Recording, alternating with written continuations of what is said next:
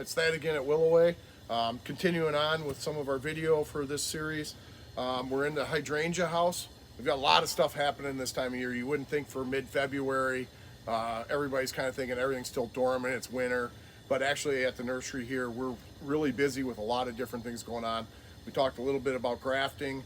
We've got here in the hydrangea house, we're getting ready to get these plants ready to start turning them into tree hydrangeas. So a couple things. We took cuttings last year of the variety,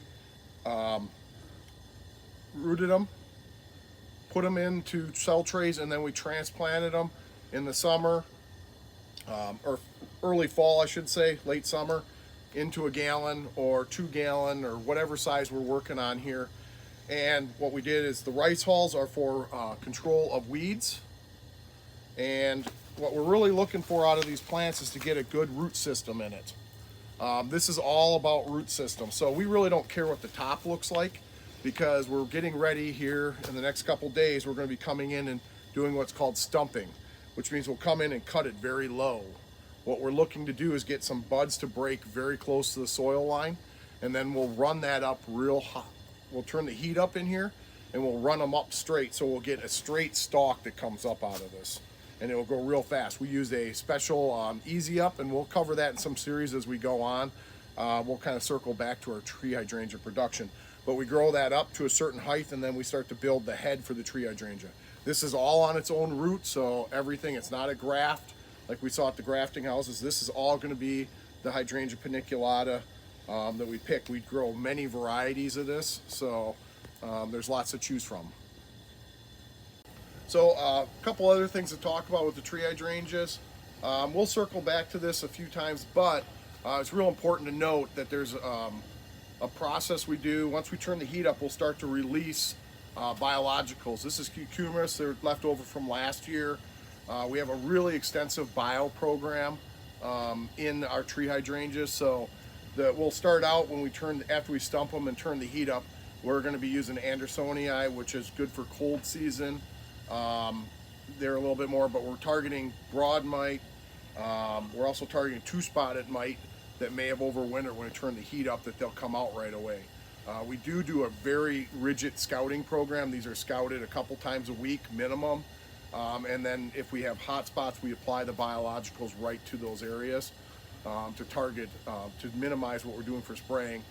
We also, because of 2-spot mite builds up populations fairly quickly, the biologicals are great because we don't build resistance to some of the chemicals, so we can use more biologically safe chemicals if we need to go in and assist the biological control.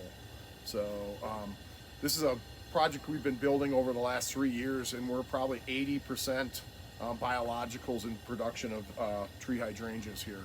We really do very minimal amounts of spraying. If we get aphids, which isn't as common in this, we can come in with like lacewing cards, is what we've kind of used to prefer. They'll hatch within about 10 days and clean up the aphids really quickly. Once they hatch, they're pretty much will devour all the aphids right out of the area that they're in. The nice thing with the biologicals too is that they will keep all the populations down. They won't totally eliminate them, but they'll keep them to the point they don't do damage, and they will move around the house as well. So they have a little bit of a carrier when they come out of these tubes. It's like, and we just sprinkle them around where we want to go. And then we leave the tube in here because some are stuck on the inside of it, but real easy to apply. Hi, it's Thad with Willoway. Wanted to show you a crop that we do for early spring.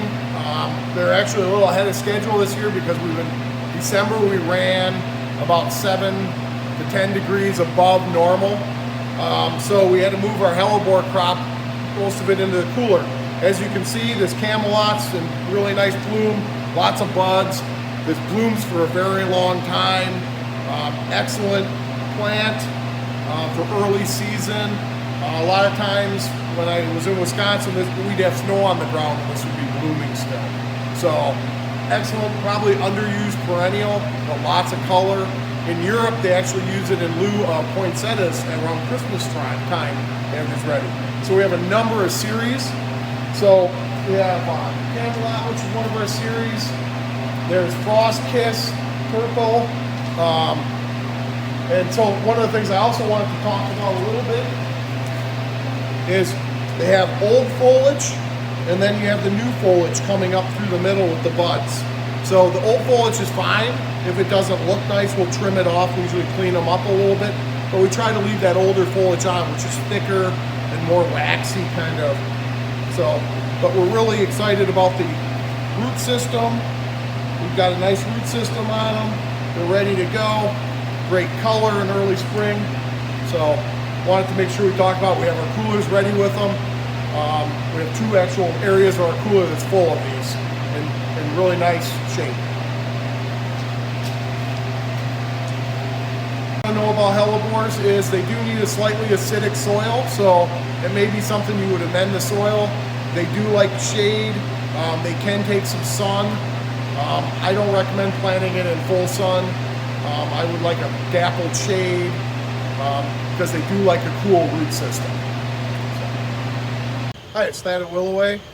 We're in one of our clematis houses here. We forced spring clematis. We have many lines, lots of color. This particular one's Lindsay right here. And we have a lot of stuff going on with trying to get the heat up and get them ready for Mother's Day. So you can see this one started about 2 weeks ago. We turned the heat up, and we have a whole heating regiment that we go through.